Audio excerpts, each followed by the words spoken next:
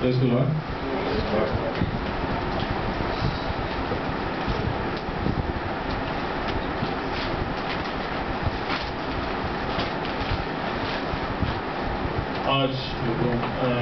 Today the Lord has given us a very special portion. परमेश्वर ने हमें एक खास भाग दिया है वचन से. We will turn to Ephesians chapter 1. एफिसियों का पहला अध्याय verse 17 and 18. इसका 17 और 18 वाक्य. I'll read in English first.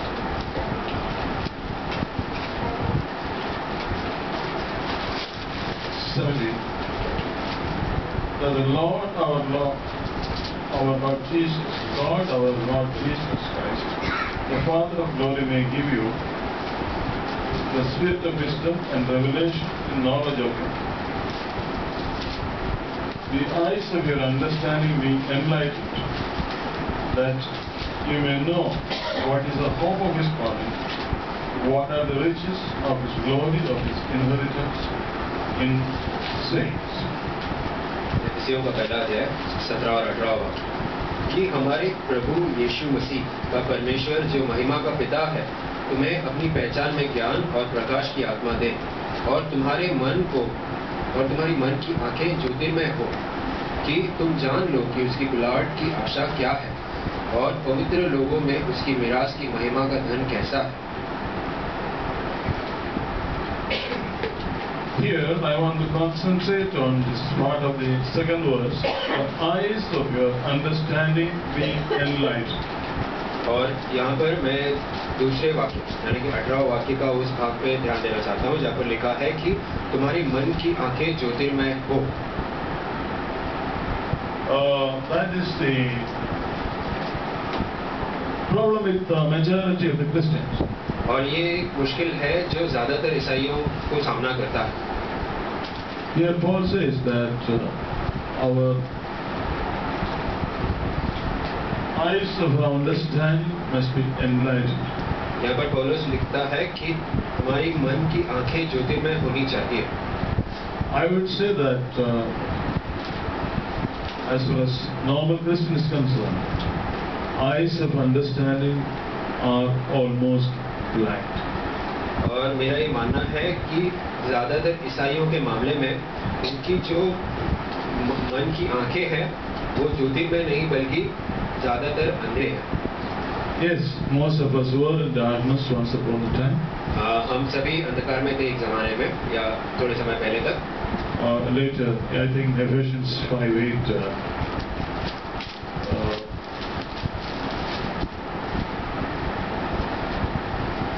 5:8 reads like this: For you were once in darkness, but you are in light in the Lord. Walk as children of light. एफिसियों के 5 के 8 में इस प्रकार लिखा है कि क्योंकि तुम तो पहले अंधकार थे परंतु अब प्रभु की ज्योति हो, अतः ज्योति के संतान के समान चलो. Yes, we were in darkness once upon a time. हम अंधकार में थे पहले, but we are in light. लेकिन अब हम रोशनी में हैं, ज्योति में हैं. But the truth is that even in being in light, we don't see. लेकिन मुश्किल ये है कि ज्योति में रहने के बावजूद हम देख नहीं पाते या हम देखते ही नहीं. What we don't see? हम क्या नहीं देखते? A number of things are mentioned here. बहुत सारी बातें यहाँ पर बताई गई हैं. Hope of His calling. उनकी बुलाहट की आशा. What are the riches of His glory, of His inheritance in saints? और पवित्र लोगों में उनका मिरास की महिमा का धन. And what is the exceeding greatness of His power toward us who believe according to the working of His mighty power? और अगले वाक्य में उसकी सामर्थ्य हम में जो विश्वास करते हैं कितनी महान है, उसकी शक्ति के प्रभाव के उस कार्य के अनुसार. यानी कि उनकी महान सामर्थ्य के बारे में हम जानते नहीं.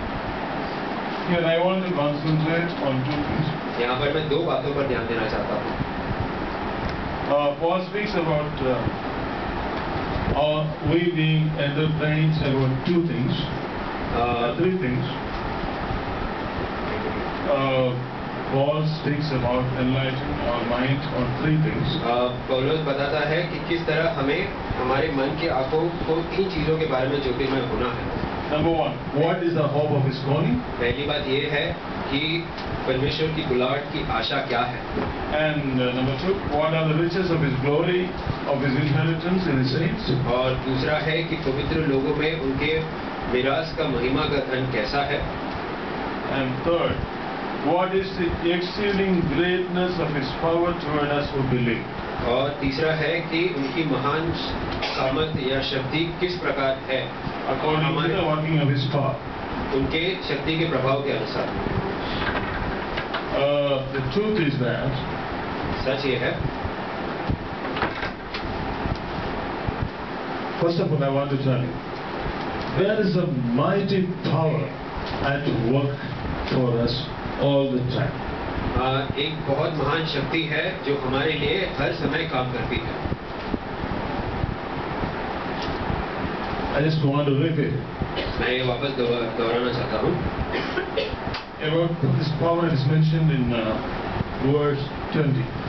इस सामर्थ्य के बारे में 20वें वाक्य में लिखा है, Which he worked in Christ when he raised him up from the dead and seated him at the right hand of the heavenly places. 20वें वाक्य में, जो उसने मसीह में किया कि उसको मरे हुए में से जिलाकर स्वर्गीय स्थानों में अपने दाहिनी ओर बैठाया है। Jesus Christ was crucified.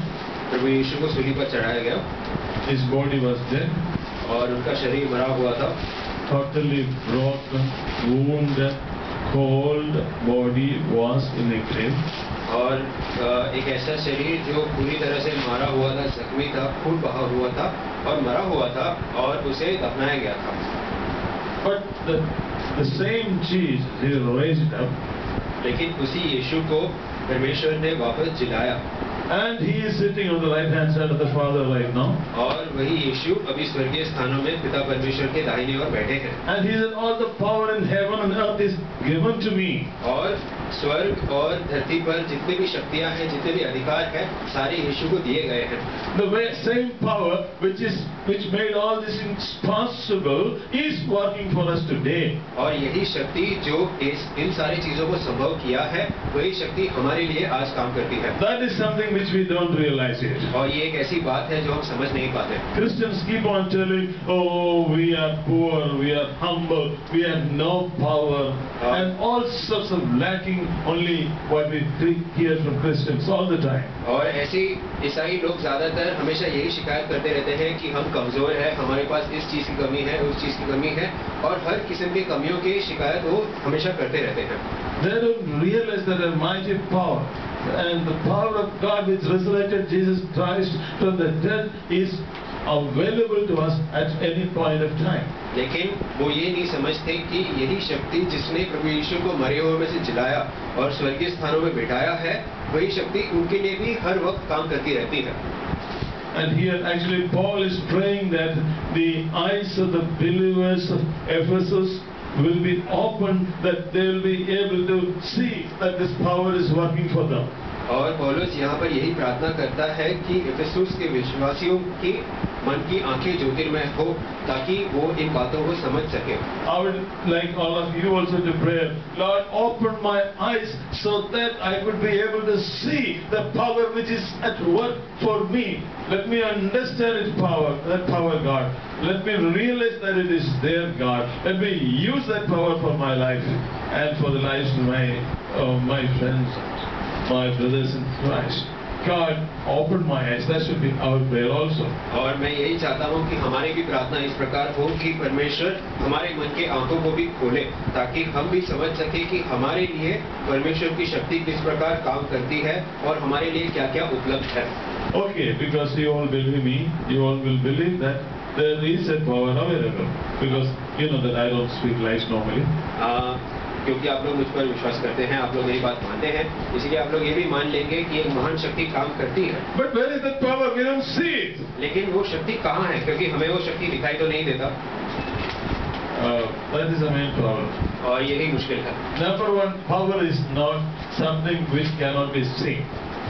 सबसे पहली बात यह है कि परमेश्वर का ये जो सामर्थ्य है या फिर Not Parameshwara. Any power कोई cannot भी be शक्ति seen. हो, कोई भी शक्ति हो, वो साधारण आंखों से दिखाई नहीं देता। You can only experience power. आप सिर्फ उसे महसूस कर सकते हैं। You cannot see power, आप उसे देख नहीं पाएंगे, but you can experience it. लेकिन आप उसे महसूस कर पाएंगे। But to experience power, लेकिन उसे महसूस करने के लिए any sort of power, किसी भी शक्ति को, you have to first of all know there is power. पहली बात आपको ये जानना है कि ऐसी शक्ति है।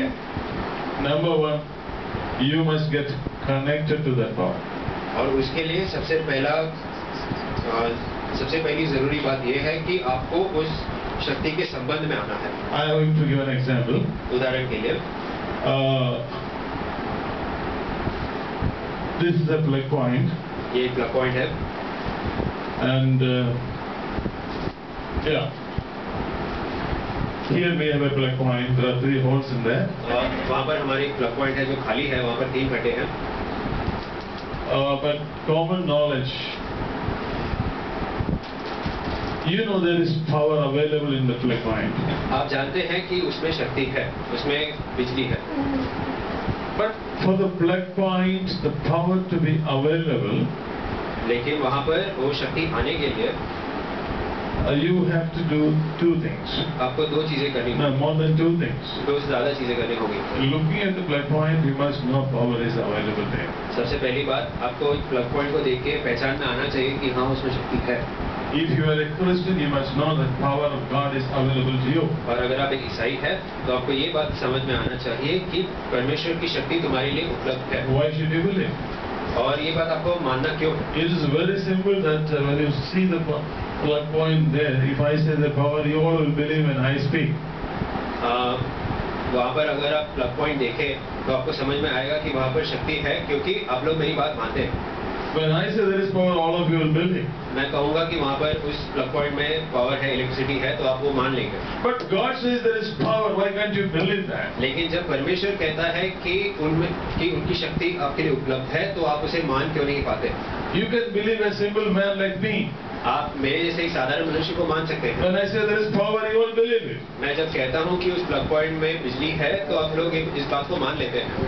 But when the God says in His Word that there is power available, we find it very difficult to believe. लेकिन जब परमेश्वर खुद उनके वचन में कहते हैं कि उनकी शक्ति हमारे लिए है, तो हम उसे मान नहीं पाते। This morning I want to bring your attention to this point that Ephesians chapter 6. Verse 19, what is the exceeding greatness of His power toward us who believe, according to the working of His mighty power. Ephesians chapter 1 verse 19. एफेसियों के पहले अध्याय के 19वें वाक्य में जो लिखा है, उनकी वो महान सामर्थ्य जो उन पर विश्वास करते हैं उनके लिए काम करता है, उस पर मैं ध्यान दिलाना चाहता हूँ आपका। Yes, people who are believing, for them a mighty power is काम करता है। I want to just modify it. It is available. In correct word will be उपलब्ध है. It is available. That's God's word. And first thing is that you have to believe. सबसे पहली बात यही है कि आपको ये बात मानना है कि परमेश्वर की शक्ति जिस प्रकार वचन में लिखा है वो आपके लिए उपलब्ध है। And that is, if that is उपलब्ध, if it is available, we must be able to connect to that power. और अगर ये शक्ति हमारे लिए उपलब्ध है तो हमारा उस शक्ति के साथ संबंध में आना बहुत जरूरी है। There are 2 or 3 steps in connecting in that. और उस शक्ति को पाने के लिए या उस शक्ति के संबंध में आने के लिए 2-3 चीजें करनी जरूरी है। How to connect to the power of God? इस शक्ति के संबंध में कैसे आए? How to connect to the power of God? इस शक्ति के पास कैसे आए?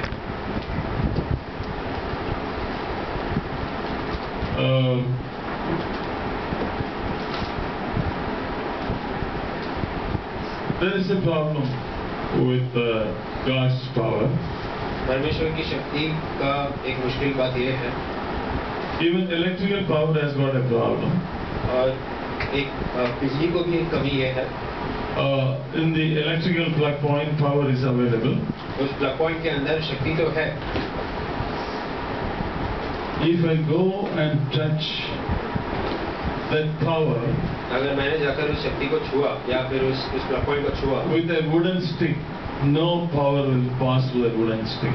अगर एक लकड़ा लेकर मैं उस शक्ति को छूना चाहूँ तो वो नहीं होगा, क्योंकि वो शक्ति उसमें से गुजर नहीं सकती, उस लकड़े के टुकड़े में से गुजर नहीं सकती। In English, lakdi or a stick or wooden stick is nothing but an insulator through which power cannot pass. क्योंकि ऐसा है कि बिजली जो है वो लकड़े से गुजरती नहीं, तो उसकी एक कमी है। कमी नहीं है, because that is the nature of the power. वो उसकी खासियत है, खूबी है। The electric power will not pass through a wooden stick. ये बिजली लकड़े से गुजर नहीं सकती। But if you take a copper rod and come and touch it, definitely the power will come. Vasanti, if you एक छोटा सा वायर लगे उसमें हाथ लगाए तो क्या होगा? अच्छा, शॉक मिल जाएगा। कैसा शॉक मिल जाएगा? इसको टच कर सकते हैं? मत करो, डेंजरस हो सकता है। इतना जोर से पावर आएगा, हम 3 फुट ऊपर जाएगा। मगर वही बिजली को एक लकड़ी से टच किए तो कुछ भी नहीं होएगा। And it is true about God's power also. और यही बात परमेश्वर की शक्ति के मामले में भी ऐसे ही होता है। लकड़ी में क्या पावर है? Lakdi is an insulator. Electricity cannot pass through lakdi. But metal is not an insulator. It's through which electricity can pass. What is lakdi indicating? It is the sinful nature in our lives. और हमारे जीवन में वो लकड़ी हमारे पापों को सूचित करती है। If you are covered with a sinful nature in your life, definitely the power of cannot pass through your body. और अगर आपके जीवन में पाप है तो परमेश्वर की शक्ति तुम्हारे से गुजर नहीं सकती। I'm just why I brought the topic of the lakdi. और उसी लिए मैंने उस लकड़ी के बारे में आपको बताया। Big lakdi or the wooden stick. Wooden stick is such a thing that through which the power of God cannot pass. वो लकड़ी हमारे पाप को सूचित करती है, जिसमें से परमेश्वर की शक्ति गुजर ही नहीं सकती। If you are still living in sin, the power of God will never touch you. अगर आप अभी भी पाप में रहते हैं तो परमेश्वर की शक्ति तुम्हें छू नहीं सकती। Yes, it is not possible. और ये हो ही नहीं सकता। A Christian life should be a life of repentance every day. एक ईसाई जीवन हर दिन एक प्रायश्चित का जीवन होना चाहिए। In John's writing, he says, if we say we have no sin, we are deceiving ourselves. यूहन्ना के लेखन में लिखा है कि अगर हम कहते हैं कि हमें पाप नहीं तो हम खुद को धोखा दे रहे हैं।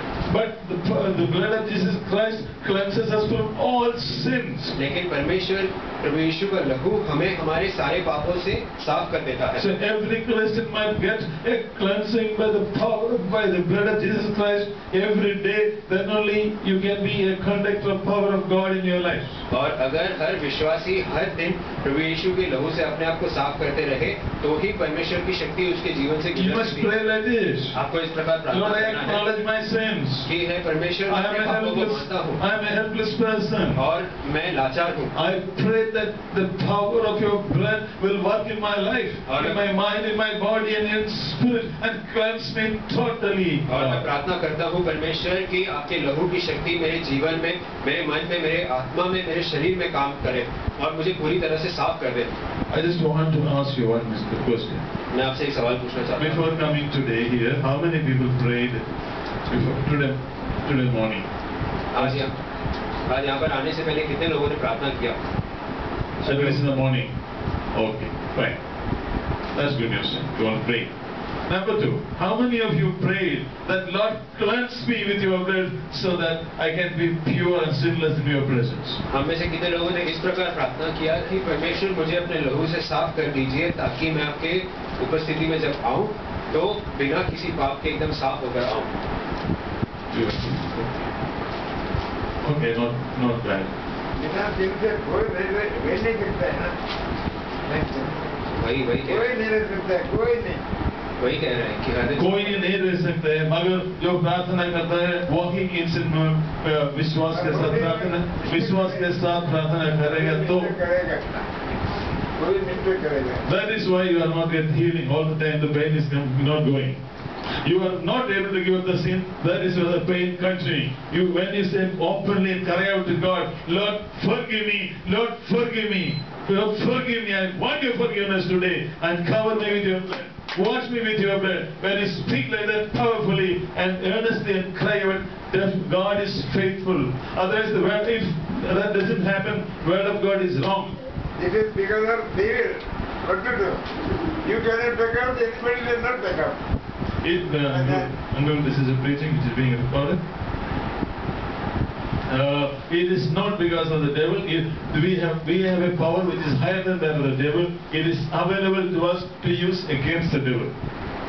You cannot say it is maybe the devil, but the power, the word of God says, the one who is in us is bigger than the one who is in the world. The devil is one who is in the world. The one who is in us is the Holy Spirit. His power is greater than the power who is in the world. But to use it, what is obstructing the power of God coming into our lives? Number one reason I said, lack of knowledge that power is available. Number 4, sins in our life work as insulators against the power of life coming to our lives. Christians are not called to be defeated people. Christians are called to be people who are conquerors. In Christ, the Bible says, in Christ we are more than conquerors. You are not supposed to lead you cannot say, many Christians keep on saying, the devil is going on tampering me, the devil is going on troubling me. The point is, it is not the devil, it is you. And it is your attitudes and it is your habits, which is the reason. We cannot blame the Lord for that.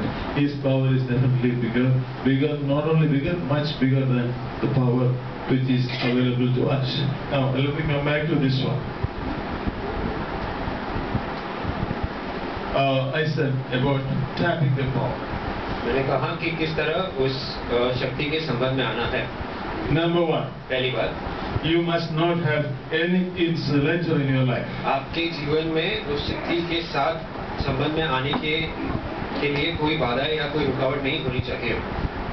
If there is an insulator, you must get rid of it by repenting about the sin which is working as an insulator. और अगर ऐसा कोई रुकावट है, तो आपको उस रुकावट के खिलाफ प्रार्थना करना है ताकि आपके जीवन से वो पाप निकल जाए जो आपको इस चीज से रोकती है. When you say a sincere prayer, I am sure tears will come out of your eyes. और जब मैं कहता हूँ कि सच्चे दिल से प्रार्थना करना, तो उसका मतलब है कि असली प्रायश्चित की वजह से हम शायद प्रार्थना करते वक्त रो दें. Many of us may say, Lord, forgive my sins. हम में से कई लोग कहेंगे कि परमेश्वर मेरे पापों को माफ कर दो. We don't realize the seriousness of sin. लेकिन हम उस पाप की गंभीरता को समझते नहीं. When we are sinning, remember we are hurting Jesus Christ. जब हम पाप करते हैं, तो ये बात याद रखिए कि हम यीशु को ठेस पहुंचा रहे हैं. When we are sinning, we are grieving the Holy Spirit. और जब हम पाप करते हैं, हम पवित्र आत्मा को दुख पहुंचाते हैं. And when we know that and grieving the Holy Spirit, I believe Holy Spirit will start sitting down and crying. और जब हम पवित्र आत्मा को ठेस पहुंचाते हैं, तो मेरा मानना है कि पवित्र आत्मा हमारे अंदर रोती है. When the Almighty God started crying because of my sins, when I realized the seriousness of that, definitely when I confess my sins, I will rather cry as Lord, I am so sorry, forgive me. I am so sorry, forgive me. Lord, I don't have strength in myself to come out of the sin, so strengthen me so that I will not repeat the sin anymore. Lord, fill me with your power that I will not do this sin anymore. I will not speak like this anymore. Lord, fill me with your power to lead a life which is pleasing to you. When we cry out like that, definitely the Lord will fill us with the power which will encourage us to live a life without sin. और जब हम इस बात को समझते हैं कि हमारे पापों की वजह से परमेश्वर को इतना ठेस पहुंचता है कि वो रोने लगते हैं, तो हमारे दिल से सच में एक प्रार्थना निकलेगा और हम इस प्रकार कहेंगे कि परमेश्वर, मेरे इन पाप के ऊपर मेरा कोई काबू नहीं है, इसलिए मुझे शक्ति दीजिए ताकि मैं इस पाप के ऊपर विजय पा सकूं. और जब हम इसके बारे में सच्चे दिल से प्रार्थना करते हैं और पापों की क्षमा मांगते हैं, तो जरूर परमेश्वर हमें वो शक्ति, वो काबिलियत देगा ताकि हम उस पाप में से बाहर निकल सकें. Number 2 point. अगली बात, I just said one obstruction for connecting to the power. मैंने कहा कि किस प्रकार उस शक्ति से संबंध में आने से हमें रुकावट होती है. Now I want to ask you another question. एक और बात मैं आपसे पूछना चाहता हूँ. How many of you use tongues in personal prayer? जब आप लोग अपना खुद का प्रार्थना करते हैं, परमेश्वर से एकाएक प्रार्थना करते हैं, तो कितने लोग अन्य भाषा में प्रार्थना करते हैं? How many people can, only one person I have seen. How many people can speak in tongues here? कितने लोग अन्य भाषा में प्रार्थना कर सकते हैं? Wasn't this you are there? So there we go. Chitrati Gala. Shalma Gila. Well, if you don't have, while worshipping the Lord here, you can be filled with the Holy Spirit. अगर आप Gila Gila. Nothing enough. And become. There are many people who can speak in tongues. कई लोग हैं जो अन्य भाषा में प्रार्थना कर सकते I just want to bring one point about tongues, which you may not have noticed. First Corinthians chapter 14, verse 1. हैं. अन्य भाषा के बारे में एक बात आपको बताना चाहता हूँ. पहले कोरिन्थियों का 14 अध्याय उसका 4था वाक्य.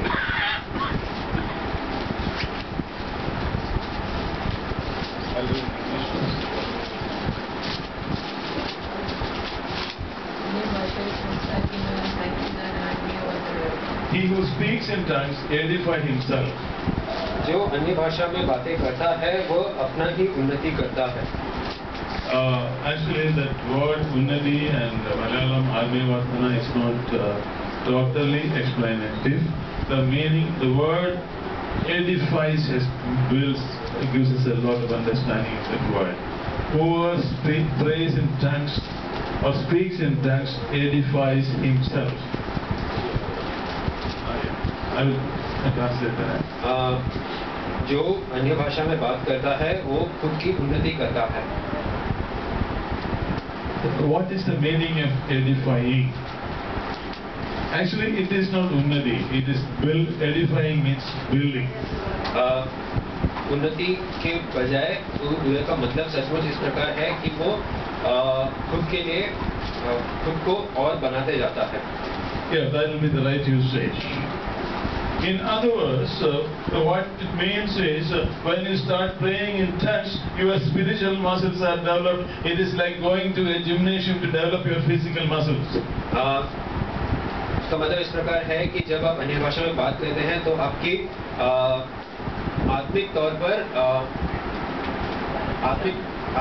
पर आप अपनी सेहत को सुधार रहे हैं, अपने आप को और तंदुरुस्त बना रहे हैं. Why are we going to gymnasiums? Are you going? No? Many young men are going. बहुत सारे युवक लोग जिम में क्यों जाते हैं? वो लोग व्यायाम करने के लिए क्यों जाते हैं? Have a very strong body. ताकि उनका शरीर एकदम तंदुरुस्त A दिखे. very beautiful body. एक अच्छा शरीर मिले. Speaking in tongues is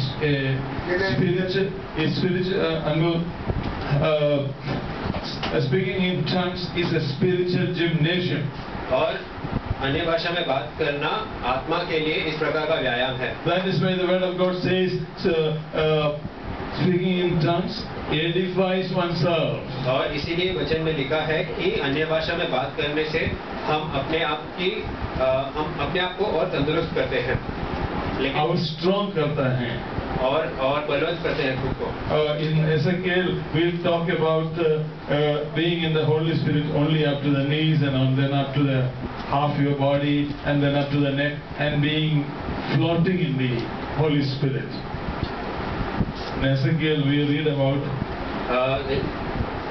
Ezekiel में हम इस प्रकार पढ़ते हैं कि किस प्रकार हमें आत्मा में धीरे धीरे बढ़ते जाना है और एक ऐसे मुकाम तक पहुंचे जहां पर हम पूरी तरह से आत्मा में डूब जाते हैं. And for that, this is a must. और ऐसा होने के लिए इस प्रकार का व्यायाम जरूरी है. For that, this is a must. और ऐसा होने के लिए ये सब करना जरूरी है. Unless you spend quite some time in speaking in tongues, at least 15-30 minutes every day, your spiritual man is not going to become strong. जब तक आप आपके हर दिन के प्रार्थना में कम से कम 15-20 मिनट अगर अन्य भाषा में बात नहीं करते, तब तक आपका आत्मिक मनुष्य जो है वो उसे उतना शक्ति नहीं मिलता। What is the meaning of that? इसका मतलब क्या है? What is the meaning of that? इसका मतलब क्या है? When you pray in tongues, you are getting connected to the power of God. क्योंकि जब आप अन्य भाषा में बात करते हैं, तब आप परमेश्वर की शक्ति के संबंध में आते हैं। Are you getting me? क्या आपको समझ में आया मैं क्या बोल रहा हूँ? Number one, I said the power is available. सबसे पहली बात मैंने कहा कि शक्ति हमारे लिए है। First of all, you have to know that power is available. आपको ये बात समझना है कि शक्ति आपके लिए उपलब्ध है। Even after knowing it is available, we should know how to connect it. और ये बात जानने के बाद हमें समझना है कि हमें शक्ति के संबंध में आए कैसे। Number one, we should not have any insulators in our lives. सबसे पहली बात, हमारे जीवन में इस शक्ति के संपर्क में आने से कोई रुकावट नहीं होनी चाहिए। And the insulators are nothing but sins to which we are holding on all the time. और ये रुकावटें ऐसे पाप है हमारे जीवन में जिसे हमने अपने मन से ही पकड़े रखा है। And we have to leave it. और हमें इन पापों को छोड़ना है। We have to leave it. हमें इन पापों को दूर Ask His forgiveness. और उसके लिए परमेश्वर से क्षमा मांगो। Ask us to wash. Ask Him to wash us with His precious blood, so that we will be a proper conductor of the power of God. और हम ऐसे प्रार्थना करें कि वो हमें उनके लहू से पूरी तरह से धो दे, ताकि हम पूरी तरह से उनकी शक्ति के संपर्क में आए। After that, another point is, उसके बाद speaking in tongues edifies oneself. कि अन्य भाषा में प्रार्थना करने से हम खुद के आत्मा को बलवंत करते हैं। And that is one discipline which is mostly lost among the believers. और ये एक ऐसी बात है जो कई विश्वासियों में दिखाई नहीं देती। Maybe some of you speak in tongues when we are worshiping in the church. शायद आप में से कई लोग अन्य भाषा में बात करते हैं जब हम कलीसिया में आराधना करते हैं। Actually, the tongues are not given to be used much in the church. Tongues are mainly given to be used in personal prayer. लेकिन अन्य भाषा कलीसिया में काम नहीं आता ज्यादा, वो आपके खुद के प्रार्थना में काम आना चाहिए। That is very clear when you read chapter 14 of 1 Corinthians. और ये बात अगर आप 14वां अध्याय पढ़े पहले कोरिन्थियों का, तो ये बात बहुत स्पष्ट है। Because if you keep on speaking in tongues, nobody will understand anything. क्योंकि अगर आप अन्य भाषा में प्रार्थना करते रहे तो किसी को ज्यादा कुछ समझ में आने वाला है नहीं। But when you speak in tongues, you are edifying yourself. लेकिन खुद के प्रार्थना में अन्य भाषा में बात करने से आप अपने आत्मा को और बलवंत करते हैं। Why? क्यों? When you speak in tongues, you are speaking to the Lord. क्योंकि जब आप अन्य भाषा में बात करते हैं तो आप परमेश्वर से ही प्रार्थना कर रहे हैं, परमेश्वर से ही बात कर रहे हैं। Afterwards you read chapter 14. अब घर जाके 14वां अध्याय जरूर पढ़िए। When you are speaking in tongues, you are speaking to the Lord. जब आप अन्य भाषा में बात करते हैं तो आप परमेश्वर से बात कर रहे हैं। Not only that, you are speaking in His Lord, in His language. और आप उनसे उनकी ही भाषा में बात कर रहे हैं। Is it not wonderful? और ये बात कितनी बड़ी बात है। Of course, Lord can understand Hindi. There is no problem. वो अलग बात है कि परमेश्वर सब भाषाएं जानते हैं। Lord can understand English also. There is no problem. अंग्रेजी भी समझते हैं, कोई रुकावट नहीं है। But it is something much more fantastic to speak in His own language. लेकिन परमेश्वर के ही बोली में, परमेश्वर की भाषा में प्रार्थना करना उससे भी खूबसूरत बात है। Some of you may be wondering what is the Lord's own language. आप में से शायद सोचते होंगे कि परमेश्वर का भाषा क्या है। There are 3 types of tongues mentioned in the Bible. परमेश्वर के वचन में 3 प्रकार की भाषाओं के बारे में बताया गया है। First type of Anya Bhasha we can see in the book of Daniel. सबसे पहला अन्य भाषा हम दानियल की पुस्तक में देख सकते हैं। There in verses the king was celebrating. All of a sudden hands came and wrote something on the wall. वहाँ पर हम देखते हैं कि राजा बेलशस्सर के महल में एक पार्टी था और वहाँ पर एक हाथ अचानक से आता है और दीवार पे कुछ तो लिख कर जाता है। Everybody could see the hand. सभी लोग उस जश्न के दौरान उस हाथ को देख पाए। Everybody could see the writing. और उन्होंने देखा कि उस हाथ ने कुछ तो लिखा भी है दीवार पर। But nobody could read it. लेकिन कोई उसे समझ नहीं पाया। Because it was not any language which they are known to the world. क्योंकि वो एक ऐसा भाषा नहीं था जो इस दुनिया का था। In fact, the king might have called all the wise people of the kingdom of Babylon, but nobody could read it. और राजा ने उस राज्य के सारे पढ़े लिखे पंडितों को बुलाया इसका परिभाषा करने के लिए, लेकिन कोई उसे समझ नहीं पाया। Finally, Daniel was called. अंत में दानियल को बुलाया गया And he read it. और उसने पढ़ा। It was God's language. और वो परमेश्वर की भाषा थी. मैंने देखी, what is that? And he would explain it. और दानियल उसे पढ़ भी पाया और उसका मतलब भी समझा के दिया. This is the first instance when we come across any Bhasha in tongues in Bible. और वचन में सबसे पहली बार वहाँ पर ही अन्य भाषा या परमेश्वर की भाषा के बारे में बताया गया. Then we read about any Bhasha in Acts chapter 2. और उसके बाद हम प्रेरितों का काम दूसरे अध्याय में अन्य भाषा के बारे में पढ़ते हैं. Then we also hear about tongues, which is the language of the angels. और फिर हम स्वर्गदूतों की भाषा के बारे में भी पढ़ते हैं. You can see in 1 Corinthians verse 13, even if you speak in the languages of the angels, there is no point if I don't have love. That means there is a language for angels which is tongues for us. पहले कोरिन्थियों का 13 अध्याय में भी पौलुस इस प्रकार कहता है कि अगर मैं स्वर्गदूतों की भाषा में भी बोल पाऊं तो भी कोई फायदा नहीं अगर मुझ में प्यार नहीं है या प्रेम नहीं है. So the three types of tongues which are mentioned in the Bible. इस प्रकार 3 प्रकार की भाषाओं के बारे में बताया गया है वचन में. If you are speaking in a language which human beings cannot understand, either you may be using God's language or you may be using the angels' language. अगर आप ऐसे भाषा में बात करते हैं जो इंसानों को समझ में नहीं आता या फिर इंसानों की बोली नहीं है तो या तो आप परमेश्वर की भाषा में बोल रहे हैं या स्वर्गदूतों की भाषा में. Is it not wonderful to use the language of the angels? और स्वर्गदूतों की भाषा में बात करना या प्रार्थना करना कितनी खूबसूरत बात है. Is it not wonderful to use the language of the Father? और परमेश्वर पिता के भाषा में बात करना कितनी महान बात है. So remember, speaking in tongues is a glorious thing. परमेश्वर अन्य भाषा में बात करना, अन्य भाषा में प्रार्थना करना बहुत ही अच्छी बात है. In fact, Moses went and sat down in the presence of God for 40 days. मूसा परमेश्वर के उपस्थिति में जाकर 40 दिन तक रहा. After that, what happened? उसके बाद क्या हुआ? Nobody could look at his face. कोई मूसा के चेहरे की ओर देख नहीं पाया. It's such a shiny. क्योंकि वो इस प्रकार ज्योति में था. So he had to wear a burqa like our Muslim ladies. और उन्हें उनका चेहरा छुपाना पड़ा. Similarly, इसी तरह, as you speak to the Lord, जैसे आप परमेश्वर से बात करते हैं, His glory starts manifesting in your life. तो उनकी महिमा तुम्हारे जीवन में काम करने लगती है. मुस्लिम ये Live it, sir. नहीं मुस्लिम का अपना एक ही बाइबल है ना एग्जैक्ट है. Until such things should not be spoken in the church, leave it for afterwards.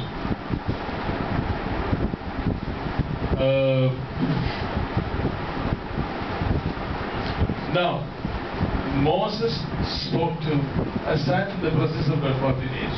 मूसा 40 दिन तक परमेश्वर की उपस्थिति में रहा. And after that, Israelites were even afraid of looking at his face. और उसके बाद इजरायली लोग उनके चेहरे की ओर सीधे देख भी नहीं पाए. But we have an opportunity to speak in the language of the Father. और हमारे पास एक ऐसा एक रास्ता है जिससे हम परमेश्वर की भाषा में बात कर सकते हैं. When you speak to Him, जब आप उनसे बात करते हैं, what happens when you speak to Him? जब आप परमेश्वर से सीधे बात We करते come हैं in क्या होता है? contact with Him, तो हम उनके संपर्क में आते हैं and something happens to us. और हमारे साथ कुछ होता है. Something happens to us, like what happened to Moses. जिस तरह मूसा के साथ हुआ वैसे ही कुछ हमारे साथ भी होता है. We will get a confidence, और हम में वो धीरज आता है. and that is one way of connecting to the power of God. और वो एक ऐसा रास्ता है जिससे हम परमेश्वर की शक्ति के संबंध में आए. Many of you may not be having tongues. शायद आप में से कई को ये अन्य भाषा नहीं है. If you don't have the tongues, अगर आपके पास अन्य भाषा नहीं even today है during worship, तो आज आराधना के दौरान open your mouth अपना मुंह खोलिए and start praising the Lord, opening your mouth, और परमेश्वर की स्तुति अपना मुंह खोलकर कीजिए. and ask the Lord to fill you with anointing, और परमेश्वर से प्रार्थना कीजिए कि वो आपको उनके अभिषेक से भर दे. and open your mouth and speak, और अपना मुंह खोलकर प्रार्थना कीजिए and it will come automatically. और अन्य भाषा अपने आप आएगी. You don't have to get trained, for nobody can train anybody for speaking in tongues. अन्य भाषा में किस प्रकार बात करना है और तुम्हें कोई सिखा नहीं सकता. But लेकिन as you worship the Lord, opening your mouth, जैसे आप परमेश्वर की आराधना अपना मुंह खोलकर करते हैं automatically the Spirit of God will baptize you and give you tongues in your mouth. तो परमेश्वर की पवित्र आत्मा अपने आप तुम्हें बपतिस्मा देगी और तुम अन्य भाषा में बात कर पाओगे। Baptism of the Holy Spirit. पवित्र आत्मा की बपतिस्मा, And that can happen today. वो आज हो सकता है, That can happen today. वो अभी हो सकता है। Some people it takes a long time. कई लोगों में वो कई साल लग जाते हैं। I remember that 3 days I was thirsting for that before I could speak in tongues. अन्य भाषा में बात करने से पहले मुझे 3 दिन तक मैं उसके आस में लगा बैठा था। I am dealing with the connecting with the power of God. Number 3, third point, and the last point I want to go. आखिरी बात ये है कि परमेश्वर के संपर्क में कैसे आए, परमेश्वर की शक्ति के संपर्क में कैसे आए। Number 1, पहली बात, the insulators should be removed. कि अब हमारे जो रुकावटें हैं उसे हटा दिए जाए। Number 2, दूसरी बात, speaking in tongues. That edifies God. अन्य भाषा में बात करने से हम अपने आत्मा को और बलवंत करते हैं। And number 3, तीसरी बात, that is the simplest method. और वो सबसे आसान तरीका, As you pass through the Bible, as you read the Bible, जैसे आप वचन पढ़ते हैं, all of a sudden you will see that one particular verse is popping at you. एक आपको समझ में आएगा कि आप जितना जो भी वचन पढ़ रहे हैं उसमें से एक वाक्य बार बार आपके ध्यान में आते रहता है। You should speak, I mean, you must have read it 1,000 times, but once all of a sudden when you read it, actually this particular verse struck me yesterday. आपने शायद वो वाक्य को कई बार पढ़ा होगा, लेकिन जैसे आप पढ़ रहे हैं तो एक नए सिरे से वो आपके ध्यान में आने लगता है। Believe me, I was not planning to preach on this today. मैं आज इस बात पर प्रचार नहीं करने वाला था, But while our Santosh Pastor was praying yesterday, लेकिन जैसे कल संतोष पास्टर प्रार्थना कर रहे थे, he quoted this word. उन्होंने ये वाक्य बोला It struck me. और वो वाक्य का मुझ पर असर हुआ, It didn't leave me until now. और वो वाक्य ने मुझे अब तक नहीं छोड़ा, It didn't leave me until now. अब तक मुझे नहीं छोड़ा। I started thinking about it. मैं उसके बारे में और सोचने लगा I started referring about it. और उसके बारे में और पढ़ने लगा, And that's why I am speaking on that today. और इसीलिए मैं आज उस विषय में प्रार्थना कर रहा हूँ। Similarly, certain words while you're reading Bible or when you hear somewhere, certain things will strike you. उसी Certain तरह words will strike you. उसी तरह जैसे आप वचन पढ़ते हैं, वचन में से कई वाक्य आपके ध्यान में बार बार आने लगेंगे, And that will have a specific relevance in your life. और उसका तुम्हारे जीवन में कोई ना कोई रिश्ता रहेगा। And as you speak out those words again and again and meditate on those words again and again, और जैसे आप उस वचन के बारे में बार बार उसे जुबान से दोहराते रहो, उसके बारे में प्रार्थना करते रहो, then you come in touch with the power of God. तब आप परमेश्वर की शक्ति के संपर्क में आते हैं। Why? क्यों? God's word is packed with power. क्योंकि परमेश्वर का वचन शक्ति से भरा हुआ है। Hebrews 4:12 says the word of God is living and powerful. इब्रानियों का 14:12 में इस प्रकार लिखा है कि परमेश्वर का वचन जीवित और प्रबल है। And as you get a particular word for you, and when you receive it and speaking it out, again the power of God will manifest in you. और जैसे आप उस वचन के बारे में, जैसे आपको वो वाक्य मिलता है और आप उसके बारे में और उसे और दोहराते रहते हो, तो परमेश्वर की शक्ति तुम्हें छुएगा। And once the power is available, और जैसे ही आप इस शक्ति के संपर्क में आ गए, you can do many things. तो आप बहुत कुछ कर पाएंगे। If we have electricity here, अगर हमारे पास यहाँ पे बिजली है, what all we can do? तो हम क्या क्या कर सकते हैं? We can put on the light, हम लाइट लगा सकते हैं, we can put on the fan, पंखा चला सकते हैं, we can put on the AC, AC चला सकते हैं, we can put on the heater. Heater चला सकते हैं। Similarly, when God's power is available, उसी तरह जब परमेश्वर का शक्ति हमारे लिए उपलब्ध है, you will get a better light. You will be able to see the things of the world, of the God in a different way. तो आप परमेश्वर की बातों को एक नए सिरे से समझ पाओगे। Unless there is light, you cannot see anything properly. और जब तक ये रोशनी तुम्हें नहीं मिलता, तब तक तुम कोई भी चीज को बराबर से देख नहीं पाओगे। I keep on telling you, why should we bother about this body too much? It's after all made of dust and will go back to dust. हम अपने शरीर के बारे में इतना चिंता क्यों लें? क्योंकि आखिर में वो मिट्टी से ही बना है और मिट्टी में ही जाएगा। But today's younger generation spends lot of time in dressing up this dust. This idol made of the dust, which is our body. लेकिन आज के ज़माने के लोग बहुत समय इसी शरीर को सजाने में लगे रहते हैं। But when we look at our body in a God's light, लेकिन जब हम परमेश्वर की रोशनी में, परमेश्वर के नजरिए से अगर हम अपने शरीर को देखें, when also then God will point to you the glorified body which He has prepared for you. तो परमेश्वर तुम्हें वो महिमावान शरीर दिखाएगा तुम्हारे लिए, जो उन्होंने तुम्हारे लिए तैयार किया। He will bring into remembrance about Sion Desh. वो तुम्हें सिय्योन देश के बारे में याद So दिलाएगी। you won't be bothered about many things. और जैसे ही आपको उस बारे में ध्यान आएगा, तो आपको इस दुनिया की कई चीजों से ध्यान हट जाएगा। So the electricity gives light. तो बिजली रोशनी देती है, Electricity makes the fan on. और वो पंखा चलाती है, Yeah, we become too hot at times. और अक्सर हमें बहुत गर्मी लगने लगती We become uncomfortable. है, और गर्मी होने की वजह से हम बेचैन हो जाते Many things are because of the many things and thoughts of this world. हैं, और इस दुनिया की कई चीजों के वजह से, विचारों की वजह से, Because of the heat outside, we start sweating. दुनिया की इस गर्मी की वजह से हमें पसीना छूटने लगता है। Then what we do? तो हम क्या करते हैं? Put on the fan. हम पंखा बंद कर दें। Similarly, इसी तरह when we are troubled with the things of this world, जब भी हम इस दुनिया की चीजों से बेचैन हैं, Lord can put on a spiritual fan which will cool you down. तो परमेश्वर तुम्हारे लिए एक आत्मिक पंखा चालू कर सकता है, जो आपको ठंडा कर दे। And what more? और क्या? Sometimes you want little heat.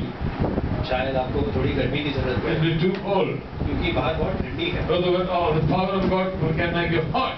और परमेश्वर का वचन तुम्हें गर्मी दे भी सकती है। Yes, number one. Spiritually, we need heat, we need hawa, we need air, and we need cooling, we need heating, we need all these comforts. All those things are available in the power of God, which is available to us. और आत्मिक तौर पर भी हमें गर्मी की जरूरत पड़ती है, ठंडी की जरूरत पड़ती है, और वो सारी चीजें हमारे लिए उपलब्ध है, क्योंकि परमेश्वर की शक्ति हमारे लिए सब संभव कर सकती है। Not only that, सिर्फ इतना ही नहीं, we have the enemy. एक दुश्मन है हमारा, He is waiting here. वो दरवाजे के बाहर ही I am खड़ा sure he came up to the door with all of you today morning. है। मुझे पता है, मुझे लगता है कि वो तुम्हारे साथ साथ ये दरवाजे तक तो आया, They are all waiting here. और सभी बाहर खड़े भी। As soon as you go back, they will come back with you. और जैसे ही आप यहाँ से बाहर निकलेंगे, वापस आपके कंधे पर चढ़ जाएंगे। But if you get with the power of God with you, He will not come with you. लेकिन अगर आपके पास परमेश्वर की शक्ति है, तो शैतान तुम्हारे साथ आ नहीं सकता, That's why you must receive the power. और इसीलिए शक्ति पाना When जरूरी you है। receive the power, you must know that you have the power. और ये शक्ति पाने के लिए तुम्हें सबसे पहला ये समझना है कि तुम्हारे लिए शक्ति है, And that's what He says. और वही यहाँ पर That's पौलुस what we कहता है, read. और वही हमने पढ़ा। What did we read? Ephesians. एफिसियों का पहला अध्याय, The eyes of your understanding being enlightened. 18वां वाक्य, कि तुम्हारे मन की आंखें ज्योतिर्मय हो। I am just jumping to the next verse. And what is the exceeding greatness of His power toward us who believe according to the working of the mighty power. और 19वां वाक्य, और उसकी सामर्थ्य हम में जो विश्वास करते हैं कितनी महान है, उसके शक्ति के प्रभाव के उस कार्य के अनुसार। I think I can do that. मैं प्रचार यहीं पर रोकता हूँ। Who was the you can pray.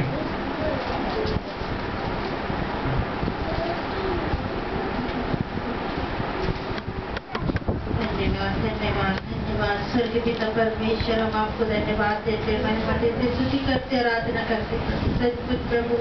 आज के वचन के लिए हम धन्यवाद करते प्रभु। सुंदर सा वचन आपका दासों के द्वारा प्रभु हमें सुनने के लिए, समझने के लिए दिया प्रभु।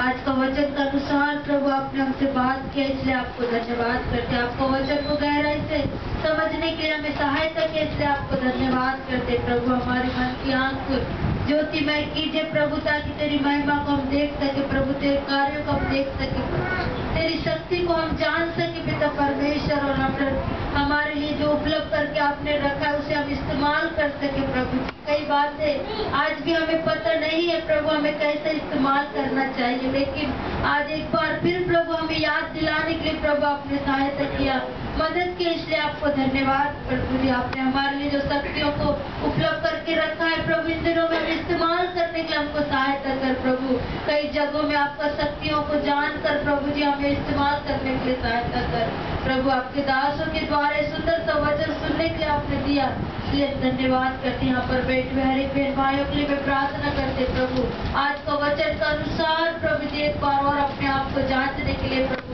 सबको सहायता कीजिए, मदद कीजिए प्रभु। अपने आप को पवित्र कर आपको शक्ति को पाने के लिए प्रभु हर एक को सहायता कर।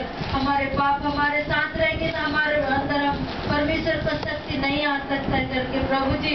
जैसे उदाहरण लकड़ी का दिया था प्रभु, वैसे हमारे पापों को हमसे दूर करने के लिए अपने आप को प्रभु हमें जांचने के लिए सहायता कर, ताकि वो शक्ति को पाकर इन दिनों में हमें आगे बढ़ने के लिए सहायता कर, मदद कर प्रभु। आप ऐसा ही करने वाला परमेश्वर, इसलिए आपको धन्यवाद करते प्रभु। धन्यवाद प्रभु, सचमुच आपको वचन के द्वारा आज हमसे बात किया, इसलिए आपको धन्यवाद करते। वचन हमारे अंदर रहने के लिए, बैठने के लिए प्रभु सहायता कर, ताकि हम आगे बढ़ सके प्रभु जी। आप ऐसा ही करने वाला परमेश्वर, इसलिए आपको धन्यवाद करते। आपने प्रार्थना सुन ली, आशीष दे दी, इसलिए धन्यवाद करते। सभी बात प्रभु यीशु मसीह का नाम में प्रार्थना कर